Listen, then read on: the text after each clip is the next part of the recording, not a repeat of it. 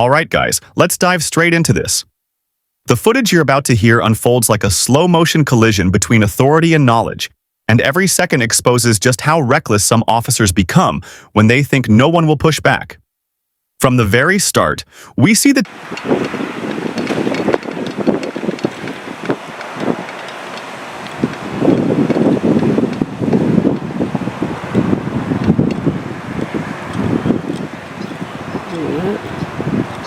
Hi, how you doing? Good, how are you? Great, thank you.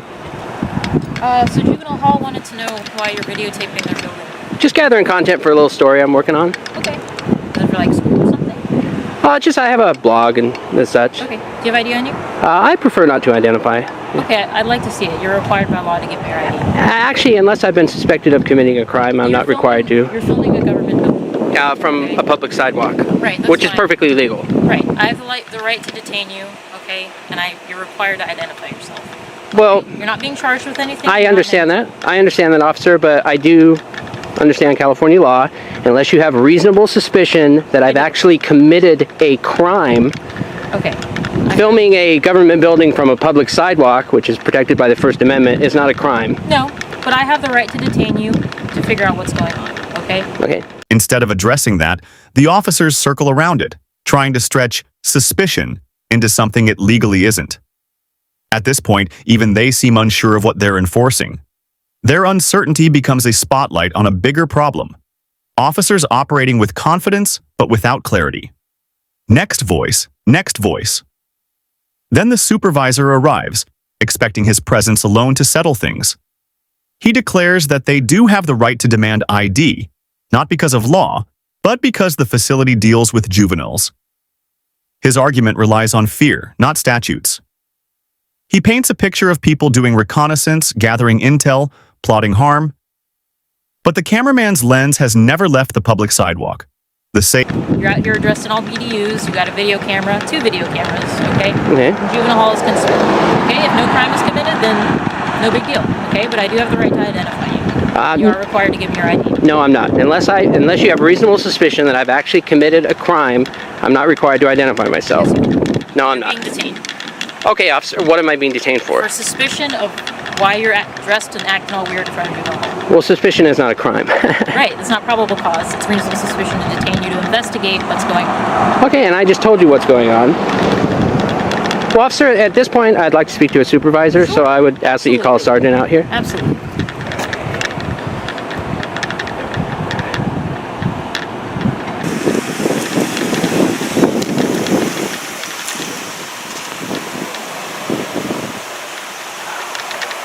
How you doing, dude? Hi, how you doing, sir? Good. What's going on today? Just gathering content for a little story. Little what? Just gathering content, like B-roll, for a little story I'm doing. Cool. What's the story on? It's just for a blog I write. What's the blog about? Instead of acknowledging that, the sergeant turns the conversation into a lecture, rattling off hypotheticals to justify a detention that never met legal standards. Every explanation he gives avoids the core requirement: reasonable suspicion of an actual crime. Next voice, next voice. The exchange escalates into a tense standoff between rights and authority. The sergeant repeats the same claim. During a detention, officers may demand identification, but he avoids admitting the real requirement, that a lawful detention must be based on articulable suspicion of criminal activity. Without that foundation, the detention collapses. Still, he pushes the narrative, trying to force compliance through authority. I'd rather not say it this time, because it's not published yet, so, just getting some B-roll. Whatever. Okay. Okay, but you understand why we came out here? I understand. Okay. Do you think it's a little weird that you're out here filming Juvenile Hall? Okay. Well, I've been on the public sidewalk the whole time. No, that's I fine. haven't gone Not on saying- any not saying restricted anything areas. wrong with that, Okay. but we just want to make sure that you're not coming out here trying to snoop around and do something, because people tend to do reconnaissance, Yeah. You want to talk to the sergeant, I take it? Yeah, because like the other officer, she asked for my ID. I respectfully declined because, I know what my rights are. Unless there's reasonable suspicion that a crime has actually been committed, I'm not required to identify myself. So the other officer here is suggesting that she has the right to ID me. I'm saying no. So at this point, I think it would be best to have a supervisor come out and we can clarify all this. That's fine. Okay. Whatever. Make it easy that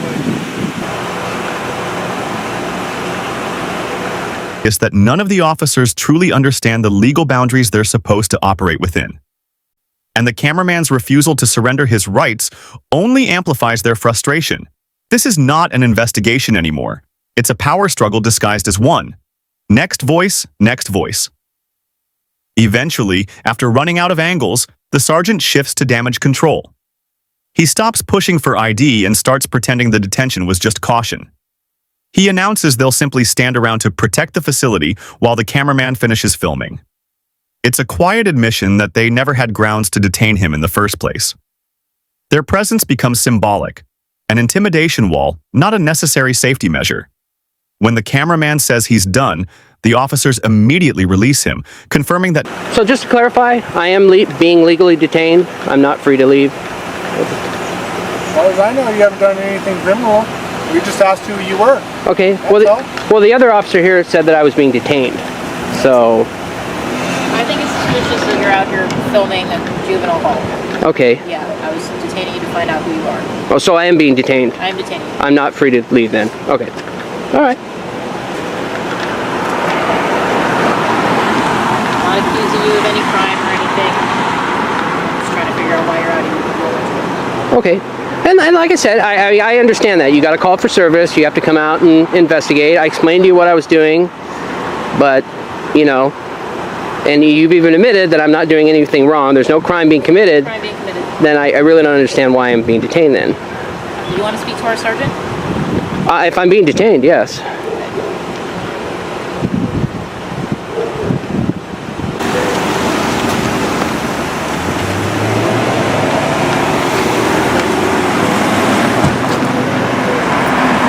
Sergeant Lara, Santa Maria Police Department. Today's date is 1/23/2017.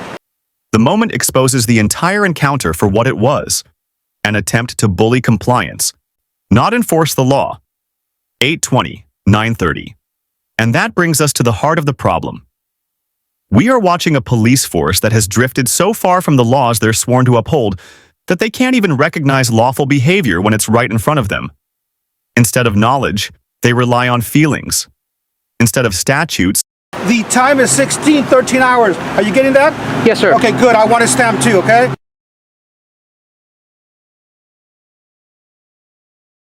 Okay. How can we help you? Nothing. I just, your officers made contact with me. I explained to them I'm gathering content for a little story I'm doing. Alrighty. And one of your officers, she wanted to see my ID. I told her I'd prefer not to. And Actually, we do have the right to ask you for your ID because they call us here. It is a juvenile hall facility here, so we do have your authority. Okay, so if you're doing a story, yes, we do have that right, sir. Okay, and I explained to your officer that unless I understand California law, I've been through this before. Okay. Unless you have reasonable suspicion that We do have reasonable suspicions that I've actually committed a crime. No. Hear me out, okay? Okay. Listen to her. So we have people that do reconnaissance on police, on our juvenile hall facilities, jail facilities, people that Right, gather okay. information, take video surveillance, try to identify us, identify our vehicles, and do all that kind of stuff for malicious purposes, okay? And I'm not saying that's what you're doing. I don't know what you're doing out here. You're saying that you're doing this for a blog or whatever. So we're detaining you to figure out whether or not you're doing this for malicious purposes or completely innocent. all right, guys, let's dive straight into this. The footage you're about to hear unfolds like a slow-motion collision between authority and knowledge, and every second exposes just how reckless some officers become when they think no one will push back. From the very start, we see the tension boil as police march in with one mission: force compliance at any cost. The idea of public rights? Completely discarded. It's almost like an addiction, a need to demand identification even when the law doesn't back them up. But today, they run into someone who refuses to fold. Someone who knows exactly where the lawful line is drawn. This opening moment sets the tone for a confrontation that only gets more uncomfortable as the minutes pass, revealing a deeper issue within policing culture. Next voice, next voice. As the first officer approaches, her tone is polite, but the intent is razor-sharp. She wants ID immediately, convinced she has the authority to demand it. Yet the cameraman, calm and controlled, explains the truth. Filming a government building from public space. Purposes. And if it's for completely innocent purposes, that's totally fine. But we do have the right to identify you, okay? And if we ID you and everything's good to go, then you're fine. And I have a right to decline because I know the law. I know my right. I'm not trying to be confrontational or anything. But unless you have reasonable suspicion that I've actually committed a crime, I'm not required So listen to the officer there. to identify myself. So the way a detention works, right? We don't have probable cause at this point. The reason we detain people is to investigate something to see whether or not a crime has been committed. So when we detain somebody, at that point we do not know whether or not a crime has been committed or not yet. Okay, it's during the detention we do our investigation to identify that person and find out why they're there doing what they're doing. And if no crime has been committed, there's no probable cause, and that person is free to go. But during a detention, that's when we do our investigation. At that point, the person is required to identify themselves by law. No crime has been committed that I can tell at this point. You're right, that's correct. Okay. But we still have the right to detain you and to identify you. Okay? Okay, but what probable cause is there to suspect no. that I have committed a crime? I'm there is filming from a public Sir, if there was sidewalk. probable cause, you would be in handcuffs already. Right. That's what she's trying to explain to you. Okay. It's But we do detention. have, exactly, a detention just to investigate. And we didn't come out here on our own. They come. Claiming she has the power to detain, insisting he must identify himself. But every claim she makes crumbles under the weight of actual law. Her insistence exposes a dangerous habit, acting first, justifying later. Instead of acknowledging the facts, she doubles down, frustrated that intimidation isn't working. This early exchange already shows the imbalance between what officers think the law says and what it actually allows. Next voice, next voice. Soon backup arrives, hoping their presence will end the resistance. The second officer is more conversational. But the underlying message is the same. Comply because we say so. He tries a new angle, suggesting that filming looks... Yeah, you got to call for service. I understand that. And if you know the law and everything, you know that part too, okay? And bottom line is, the officer's right, and we do have a job to do, obviously. Taxpayers pay us to do a job, and this is part of the job, Okay. okay? So all she's asking for identification of who we're talking to. She's not asking for too much, Okay. okay? And I'm respectfully declining. Okay, well, we do need an ID, sir. Okay, well, I'm not going to provide identification. Like I said, I've been through this before. You know, I've been through similar situations. This way we start our camera too, so that way, I mean, everything's recorded, okay, Okay. sir? So, and what was the call?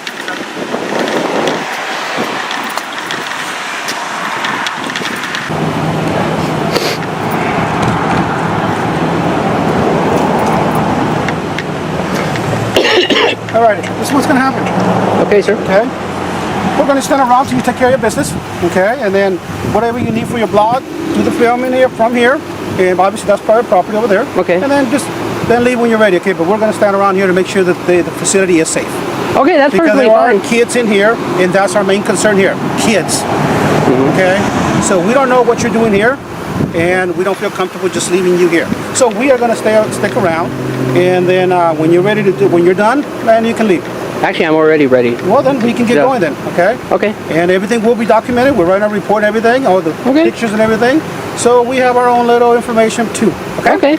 All right, so whenever you're ready, you can get out of here or Okay. whatever you're going to do. So I'm no longer being detained. I'm free to go. You're free to go. Okay. But suspicion is not a crime, and the cameraman reminds them again. They keep pivoting, trying to find any justification that sticks, refusing to accept that lawful activity doesn't require permission. It becomes clear that their concern isn't danger, it's control. And when control slips through their fingers, irritation replaces professionalism. With no violations to point to, they resort to the oldest tactic in the book, dragging things out until the citizen cracks.